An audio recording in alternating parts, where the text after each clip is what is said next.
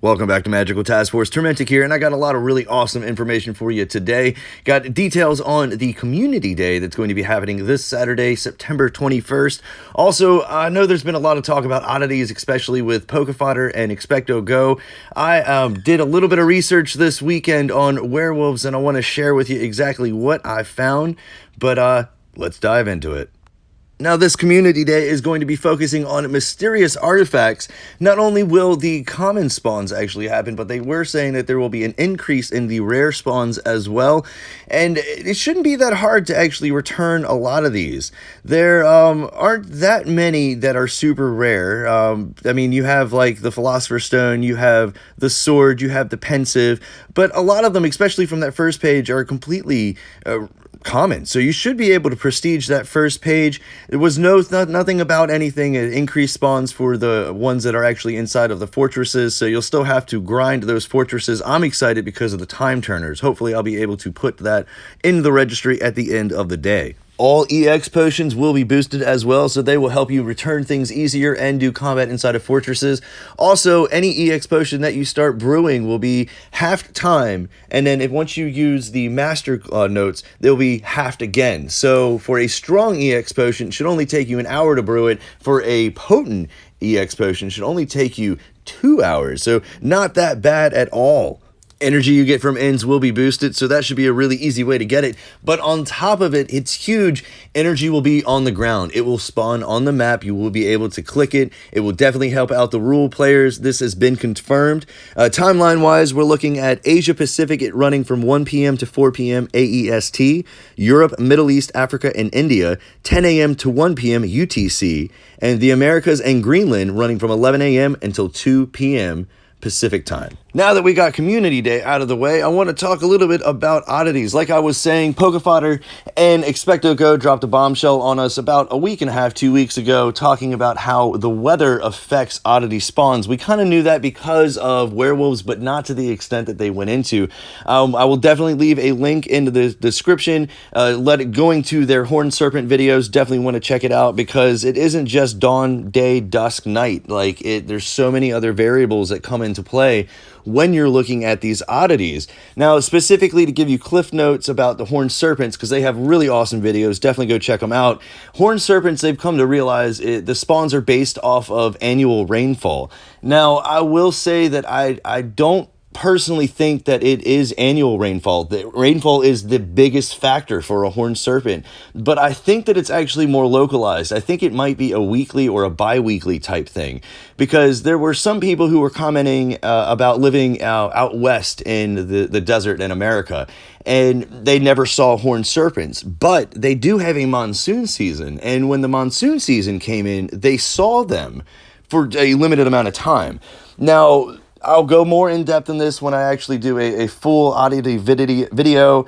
The map that they use in Wizards Unite is based off of 2 different maps, and I do believe that the maps can actually do real-time weather, so I think there is a little bit more than it just being like an annual almanac type thing. But talking about werewolves, though, did a lot of research on werewolves. You actually saw earlier all of the ranks that I was getting from the catching the werewolves, returning them, fighting them, whatever, what have you. And come to find out that it's really interesting. Now, we do know that werewolves spawn 2 days before the full moon and 2 days after the full moon. And what I've come to realize after researching them this entire weekend was that they don't show up that often the first night. The second night, it actually builds up a little bit. And then the full moon, they're out all over the place. And then it's the same thing on the backside, where the day after the full moon, they're there. And then the day after, the last day of it, if you will, there aren't that many spawns. I've come to realize that weather, for the most part, doesn't really play an issue with the werewolves. Whether it's overcast or if it's clear, they'll still show up. But here's the really, really cool thing. I've found out what the spawn timer for a werewolf is. Now, this was way harder than it actually sounds because I had to actually not only find a werewolf that spawned in front of me, but I had to make sure that there was no drift, because you do know that every time, or most of the time, whenever you click on a foundable, sometimes when you come out of it, they actually drift and they've changed places. But I was able to narrow it down to where werewolves spawn for between 25 and 27 minutes. I was able to test this with about 4 or 5 different werewolves. And it wasn't just werewolves that I was able to do this with also. I was able to do it with Erklings as well. Now, I'm not really going to go that far into depth on how or what causes an Erkling to come out, because I'm still working on that. But I found out that an Erkling spawn timer is only for 30 minutes. 30 minutes, and then the thing completely disappears. And because of me doing this, I was able to also figure out leprechauns. Leprechaun spawn time are 40 minutes. Leprechauns will show up, they will stay there for a full 40 minutes, and then they will disappear. Now, this is just the tip of the iceberg when it actually comes to foundables, specifically with the oddities. I'm really interested in exactly what makes them come out, and I'm still working on that. I've gotten a lot of data, but I want to try to do at least another week worth of figuring out where things are, when they show up, what type of weather, before I release any of those results. It's funny too, because before I did this, I was like, oh, there has to be somebody who's actually timed out how long these things last. And I looked all over and I could not find anything to do with spawn timers.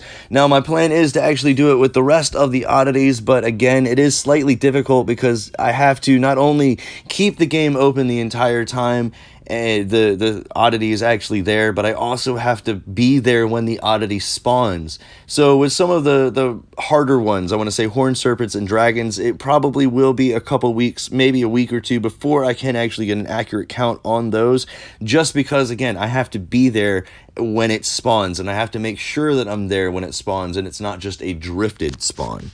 I've had a ton of people tell me that I should have an Instagram account also, so I finally created one. It's Turmentic's Tips. You can find it at Turmentic by searching Instagram. I'll be posting random pictures, things like that, especially AR pictures of Pokemon and Wizards Unite, so feel free to follow that. But like I said, my name is Turmentic. If you found this helpful, please give it a like. Subscribe to the channel for more tips and tricks. Make sure to subscribe and follow me on Twitter. It's where I post a lot of breaking news when I don't have time to make a video. But as always, I hope you have a wonderful day.